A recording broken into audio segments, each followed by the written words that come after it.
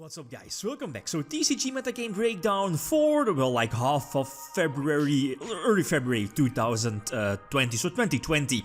Couple of tournaments. I'll try to leave all the original sources in the video description, so again, like always, feel free if I forgot someone or like a channel or whatever.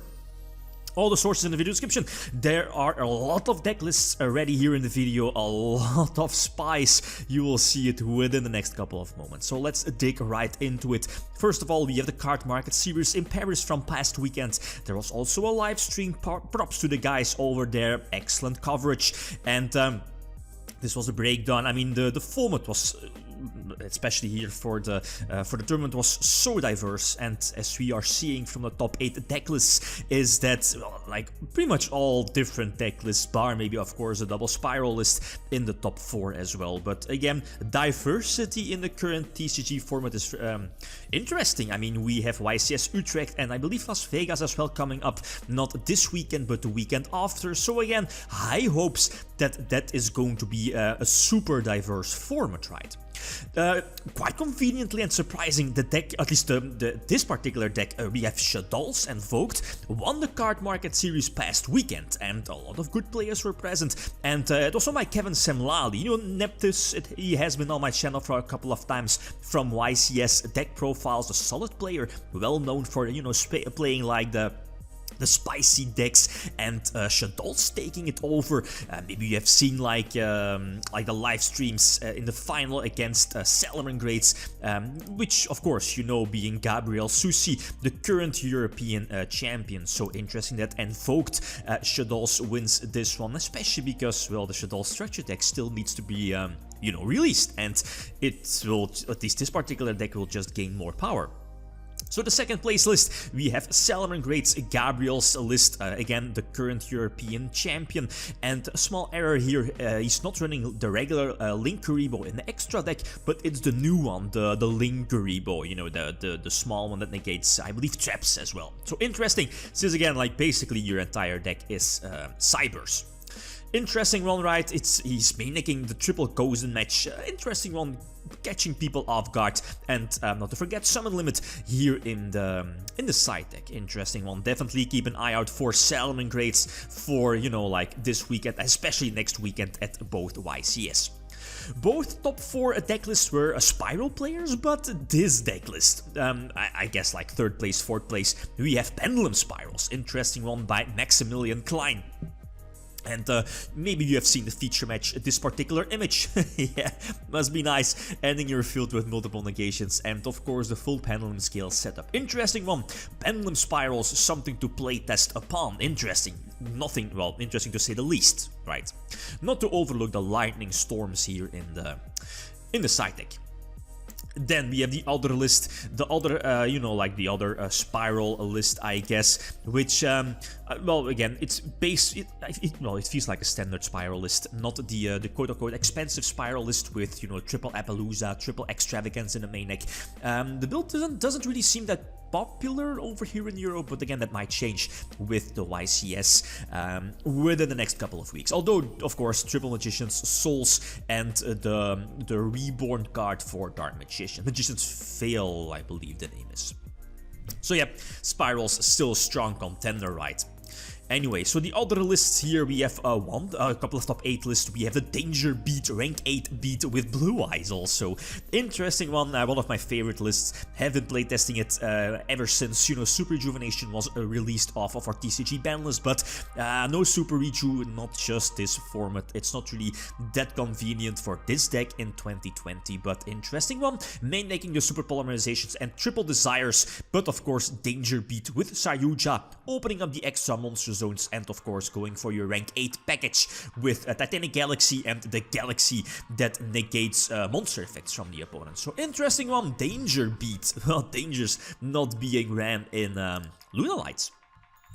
Next up, top 8 as well, we have Altergeist, but falling short. I believe this is the highest ending Altergeist list, but it feels standard, I guess, with the evenly matched in main deck also, outside maybe Sengen, but yeah, Sengen, again, not that spectacular anymore in surprising anymore in Altergeist. And if we think about Altergeist and as like a super anti-meta deck, we can look at Subterra as basically the same purpose, the same super anti-meta deck in the current format, next to Altergeist. So Subterrors with the multiple floodgates in the main deck, like again, there can only be one. And the Gozen match also, but feels like quite of a staple list. Again, the evenly matched as well here in the side deck. So both Altergeist and Subterrors. The last one here from the top 8 was like an invoked build as well, so 2 invokeds in the top 8, one being SHADDOLL variant, one being the Mech Knight variant. Again, a small error on the list, he's not running the Orcus Gizmech, I guess, the dark one, but he's running the fire one, so the level 9 Gizmech. Again, interesting because, again, the level 9 fusion plays, and of course, it's a free level 9, your Gizmech Mikazuchi, Nuclear Emperor, I believe the name is, that, you know, going for your True King of all Calamities. So interesting one, this one, definitely keep an eye out for that, because going second is strong, especially with that evenly matched in the main deck, Mind Control and triple instant fusion. So interesting tournament, a lot of diversity, a lot of spice, you know, for YCS Utrecht definitely to take some things into consideration. Forgot this one. This is the ultimate spicy list. We have heroes also from the Card Market Series tournament from past weekend, the top 16 list that was uploaded on YouTube as well. And one thing caught my attention, and first of all, it's of course a 60 card list, but the patchwork, the Frightfur or Fluffle Patchwork, Frightfur Patchwork, to search out your polymerization and of course your you know, like your small Frightfur engine.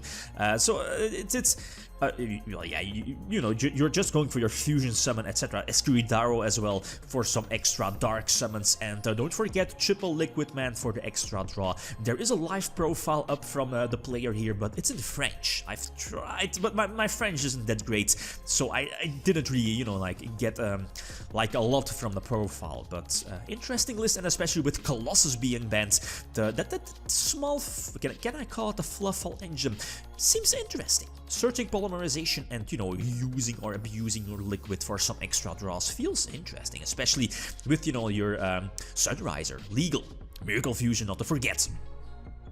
Then, let's go to another tournament here, to Pasadena, if I'm not mistaken, the regionals in Pasadena. All the 4 lists shown here were uploaded on Slim's channel. Again, the live profiles are up on there, but first place was Heroes, 46 cards. Seems like a very staple-ish hero build outside of maybe Triple Galaxy Cyclone. Yeah, need the Cyclones in the main deck, but outside of that feels quite staple. Well, yeah, Nibiru maybe, and the Link 2 hero in the Wonder Driver. That was the name I was looking for. Doesn't really seem that common, but again, nonetheless an interesting copy to play in the extra deck. So first place Hero, second place we have Salads again. Salads doing great, much better than I personally expected when we all saw that Mirage Stelio got hit.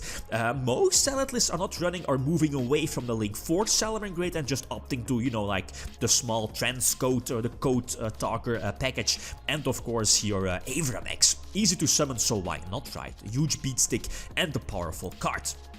Third place, interesting one, we have Infernoids from the same tournament, a big tournament by the way, and yeah, surprisingly Infernoids taking up top 4, so I believe third place, top 4, main-decking Lava Golems as well. So yeah, it's like a deck that's super underdog, people don't expect it, and you know, like most of these decks are just piloted by players that like feel very familiar with the deck, and the fact that, you know, Monster Gate can be so brutal, especially in Infernoids, and again, going second and making use of your Infernoid fusion spell by using your materials from your deck and send them to the graveyard is quite disgusting.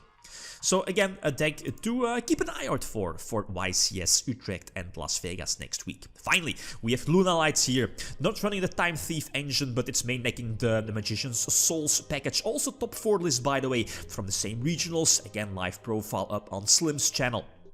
And seems like a very standard list, I guess. I like double allure. Now, personally, I'm not a huge fan of triple allure, just a bit too much. And he's running the triple magician's souls in the main deck, right? And the apprentice illusion magician at its target. And I like how this deck is like very much focused on getting out the Psyframe link and then using your Psyframes with even, you know, like you having monsters on your side of the field, but thanks to the Psyframe link, you can use your Psyframe monsters, your hand traps during your opponent's turn as well, and during your own turn, but as long as you have your link to Psyframe on the field, that feels quite disgusting. And, you know, triggering the psychic effect, the search effect, is also quite ridiculous if you think about it.